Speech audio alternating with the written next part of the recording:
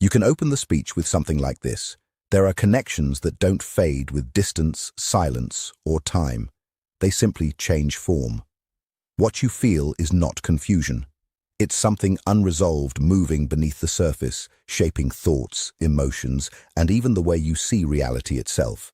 And before you convince yourself to ignore it or label it as coincidence, you need to understand this. Some bonds don't leave when people do. They stay, quietly influencing both lives until something within them is finally faced, understood, or released. Stay with this for a moment, because this is not something you read and instantly forget. It is for the one who has carried a feeling they could never quite translate into words, the one who tries to move forward in life, yet finds a certain presence still lingering in the background of their mind, as if it never fully left. It does not always show up in obvious ways. It is not always emotional or dramatic.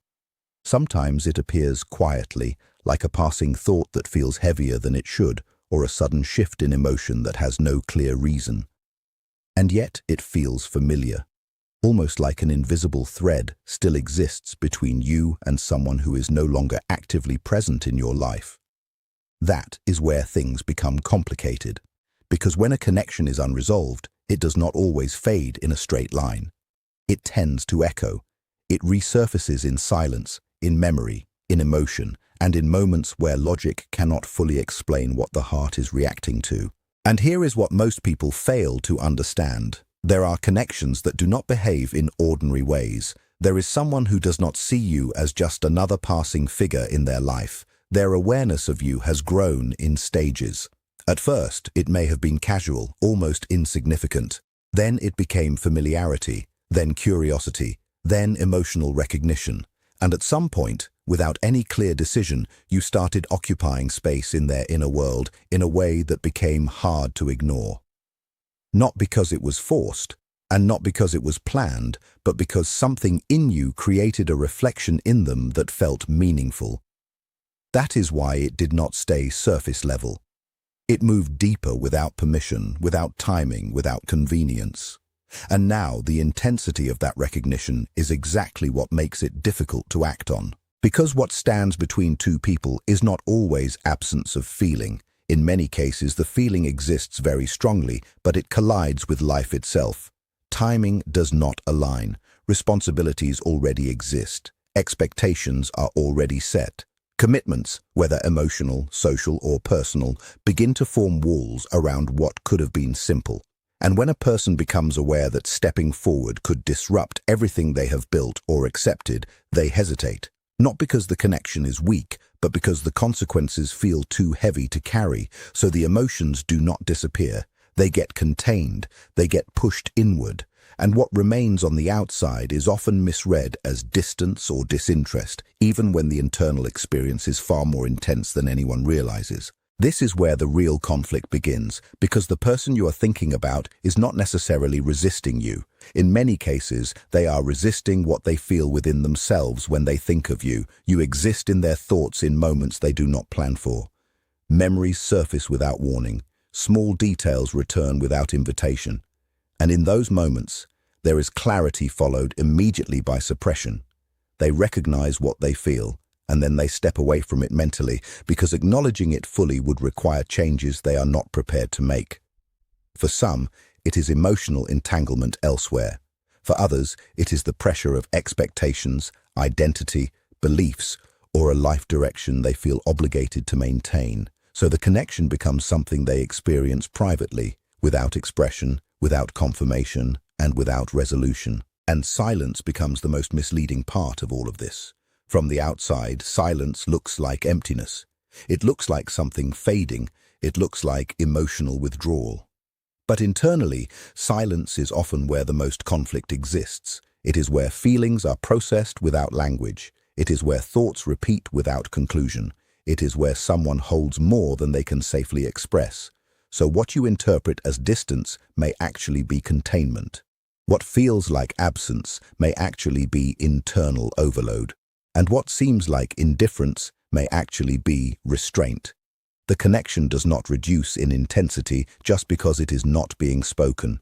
In many cases, it grows more complex precisely because it is not being released. And this is where the push and pull becomes unavoidable. The more a feeling is resisted, the more it occupies mental space. The more it is pushed down, the more it returns in different forms. It creates a cycle where distance does not end the connection, but intensifies its presence internally.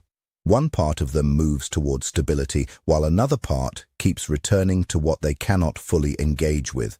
That tension creates confusion, inconsistency, and emotional contradiction, and for the person on the receiving end, it feels like mixed signals, when in reality, it is often a silent internal struggle between what is felt and what is allowed. That is what makes this kind of connection feel so overwhelming. When emotion is not expressed, it does not simply disappear. It compresses, it turns inward, it builds density instead of fading. Every moment they hold themselves back from reaching out does not reduce the bond, it deepens it beneath the surface.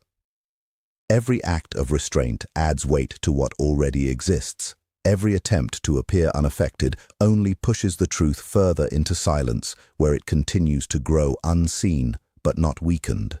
And this is why you experience these subtle emotional fluctuations with them. Moments where their presence feels strangely close, even without interaction. Moments where their distance still carries a kind of emotional echo. Moments where they appear in your thoughts without warning, as if something unspoken triggered it. Moments where the connection feels unresolved because it is unresolved. What has not been acknowledged, expressed, or fully lived does not vanish. It continues to move beneath awareness, shaping feelings, timing, perception, and intuition in ways that are hard to logically explain. From their side, this is not calm. It is internal strain. Outwardly, they may appear composed, stable, even detached. But internally, there is constant movement between opposing forces, desire and hesitation, truth and consequence, emotion and control. This is not a simple attraction anymore. It carries emotional weight, psychological pressure, and the quiet awareness that acknowledging it fully would require change. And change is exactly what they are trying to delay. This is also why physical or emotional distance has not created the clarity you might have expected. Time does not erase meaning. Distance does not dissolve what has already left an imprint. If this connection had been surface level, it would have already dissolved into memory. If it had been based only on novelty or convenience, it would have faded without resistance. But it did not. It persisted, not always loudly, not always visibly, but consistently beneath the surface. Because what formed here was not only attraction, it was recognition. Something in you resonated with something in them in a way neither of you fully planned or controlled. That is why it feels different. That is why it does not behave like ordinary emotional interest. It bypasses logic and settles into perception, memory, and internal awareness. And this is where people often misunderstand the depth of such connections. It is not just about wanting someone. It is about what becomes activated within you through them. They may have awakened parts of you that had been dormant, emotional clarity, self-awareness, sensitivity to truth. And you may have done the same for them, revealing aspects of themselves they had not been fully in touch with for a long time. That is why the connection does not feel like something external. It feels like something that changed the internal structure of how both of you experience relationships. Even in their daily life, they do not fully escape it. They function, they fulfill responsibilities, they maintain appearances, but internally, their awareness keeps returning to what feels unfinished. To what felt real in a way they did not expect, to moments that carried more emotional impact than they were prepared to admit. And the more they try to categorize it as just a phase, the more it resists that definition. Because once someone experiences being seen in a deeper, more authentic way, it becomes difficult to fully return to emotional superficiality without noticing the difference. That awareness does not fade easily. It lingers as comparison, as memory, as internal questioning that does not always have words. And this is the quiet cost of suppression. What is not expressed does not disappear. It begins to show up indirectly, as restlessness, as emotional inconsistency, as dissatisfaction in places that once felt stable. as subtle questions about life choices that were previously unquestioned, and even if your name is never spoken, your presence becomes embedded in those reflections. At the same time, this connection is not one-sided in its effect. It is reshaping you as well. It is refining your perception of emotional depth. What once felt acceptable may now feel incomplete. What once felt like connection may now feel shallow in comparison to what you have experienced here. This does not necessarily make life easier, but it makes you more aware. And awareness changes standards. It changes what you are willing to accept. It changes how you interpret attention, presence, and emotional availability. Because once you have felt something that carries real depth, you can no longer fully unsee the difference. This is why letting go becomes complicated. Not because of attachment alone, but because of revelation. This connection did not only bring someone into your emotional world, it revealed the level of depth your emotional world is capable of holding. It exposed what resonance actually feels like when it is real, not performative. And not every connection that does this is meant to immediately become something stable or defined. Some connections arrive to disrupt emotional autopilot, to sharpen awareness, to make you more honest with yourself about what you actually need and what you can no longer pretend is enough. So if there is tension between longing and growth, understand this clearly. The purpose of this experience is not stagnation. It is evolution. It is pushing you toward emotional clarity, toward stronger boundaries, toward a deeper alignment with truth rather than confusion, and that is why this bond feels both meaningful and unsettling at the same time.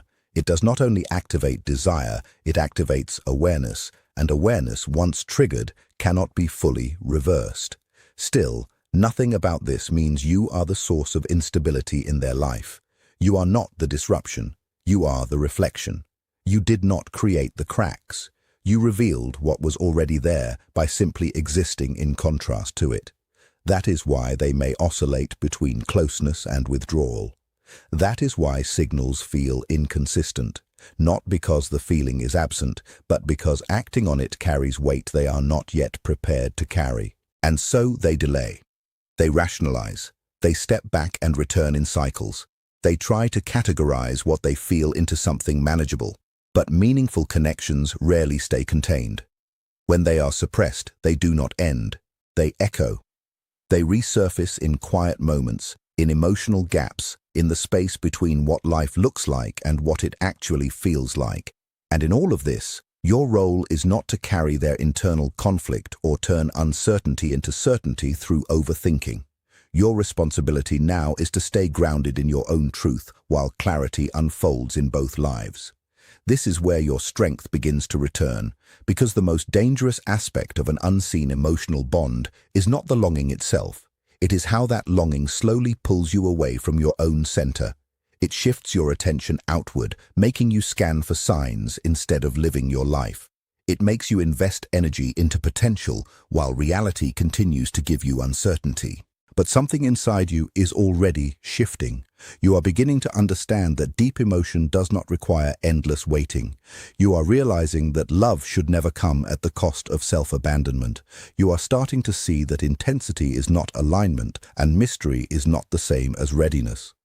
That realization is important because it allows you to stay open-hearted without becoming ungrounded. You can feel something deeply without letting it blur your boundaries. You can acknowledge connection without surrendering your direction. You can care without losing yourself in someone else's indecision. That is emotional maturity. That is the real lesson forming through this experience. And as you begin to relate to the connection in this way, something subtle but powerful changes. You are no longer consumed by it. It no longer defines your internal world. It becomes something you observe rather than something that controls you. From that space, clarity no longer feels like something you have to chase. It begins to reveal itself naturally through behavior, timing, consistency, and truth. Keep listening, because this is where the connection reaches its real turning point. If this bond is ever meant to exist in a tangible, real-world form, it will require more than emotion. It will require courage from both sides, the courage to speak plainly, to stop hiding behind circumstances that no longer reflect inner truth, and to allow actions to match feelings. Without that, even the deepest emotional bond remains suspended. It may still feel meaningful, it may still feel powerful, but it remains unfinished. And what once may have felt frightening about that idea begins to shift in your understanding. You are no longer equating incompleteness with loss. You are beginning to see that not every connection is meant to become a permanent structure in your life. Some bonds are experiences, some are transitions, some are catalysts that shift your awareness and redirect your life path.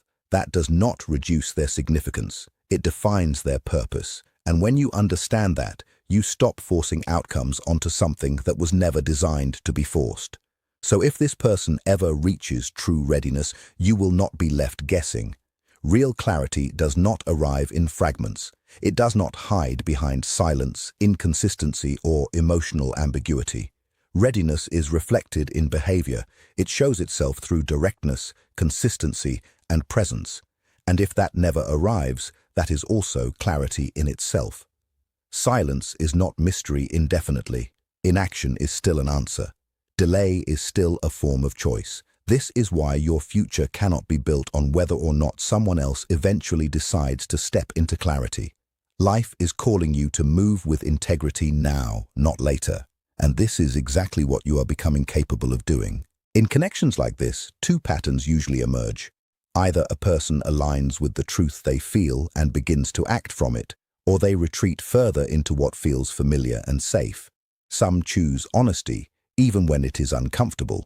Some choose growth, even when it disrupts the structure they have built. And others suppress what they feel, convincing themselves that emotional silence is peace, when in reality it is avoidance. Both paths reveal truth, but not through words, through behavior. And that is where your attention needs to shift now, from interpretation to observation, from meaning to action. So stay anchored in yourself. Not emotionally closed, not detached, but steady. You are not here to carry someone else's fear. You are not here to remain suspended in uncertainty so that someone else can slowly decide what they feel. You are not here to treat emotional limbo as devotion. What you are being called into is balance, openness without self-erasure, care without confusion, hope without self-betrayal. That is the deeper transformation taking place here. This connection is not meant to trap your attention. It is meant to refine your awareness. Not to lower your standards, but to elevate them. To show you what genuine emotional connection actually requires. And real connection requires more than intensity. It requires participation, presence, consistency, and mutual courage. Without that, even the strongest feeling remains incomplete. So now, your perception of this bond begins to shift. It may still matter to you. It may still exist in your emotional awareness, but it no longer asks you to disappear into it. You are beginning to understand that not every powerful connection is meant to be possessed or resolved. Some arrive to awaken something within you. They disrupt old patterns. They expose emotional needs. They break illusions. And then they present you with a quiet but life-changing question. Will you return to unconscious attachment, or will you become more aware because of what you have felt? That is the real turning point. Not whether someone secretly feels something, but whether you stay aligned with yourself while feeling it. And notice what is happening inside you now. You are learning to feel without losing clarity. You are learning to trust intuition without abandoning reason. You are learning that something can feel significant and still not be aligned for your life. That understanding protects you. It keeps you from mistaking inconsistency for depth or emotional tension for emotional truth. This is growth that does not announce itself loudly. It reshapes how you love, how you choose, and how you walk away from what cannot meet you fully. And yes, there is always the possibility that one day this person reaches their own breaking point of clarity, that they realize silence has become heavier than honesty, that avoidance has cost more than truth ever would, that what they have been delaying can no longer be postponed. If that moment comes, it will not feel confusing. It will feel direct, grounded, consistent. You will not need to interpret it because it will be lived, not hinted at. There will be clarity in action, not ambiguity in suggestion. But until then, your path remains unchanged. Continue living, continue growing, continue becoming someone who does not confuse hidden emotion with real love. Someone who understands that love must be experienced in reality, not only imagined in silence. Someone who knows that love should expand life, not confine it to waiting. That is the strength forming within you now. And if this message resonates, it is because a part of you already recognizes this truth. So move forward with it. Stay aligned with yourself. Let actions, not uncertainty, reveal what is real. And hold on to this understanding deeply. What is truly meant for you will never require you to lose yourself in order to find it. In the end, what you are being guided toward is not obsession, not overthinking, and not emotional dependency. It is clarity. A clarity that does not come from guessing someone else's intentions, but from finally returning to yourself. Because no matter how powerful a connection feels, no matter how deeply it seems to linger in your thoughts or emotions, it was never meant to replace your own direction in life. What this experience has done is reveal something important within you. It has shown you how deeply you can feel, how intensely you can perceive connection, and how easily the mind can become attached to what remains uncertain. But it has also shown you something more powerful. It has shown you the cost of staying in emotional ambiguity for too long, the cost of waiting for signals instead of choosing stability, the cost of interpreting silence instead of building certainty. And slowly, without even realizing it at first, you begin to shift. You start to understand that real love does not live in confusion. It does not exist in fragments or in inconsistent presence, or in moments of emotional closeness followed by long stretches of uncertainty. Real connection does not force you to question your worth or your place in someone's life repeatedly. It does not make you feel like you are constantly decoding something that should feel natural and clear. So what remains after all the intensity, all the thoughts, all the emotional waves is a deeper realization that your life cannot be paused in the name of potential, that your heart cannot remain suspended in waiting for someone else to become ready, that your emotional world deserves reciprocity, not interpretation. If this connection was meant to become something real in a grounded, mutual and living way, it would not require constant uncertainty to survive. It would not depend on silence, distance, or hesitation to maintain its presence. It would be expressed, it would be chosen, it would be lived in action, not imagination. And if it is not, then that too becomes an answer, not a painful mystery, but a quiet form of truth. Because silence is never empty. Distance is never neutral. Delay is never without meaning. They all reveal what words sometimes refuse to say.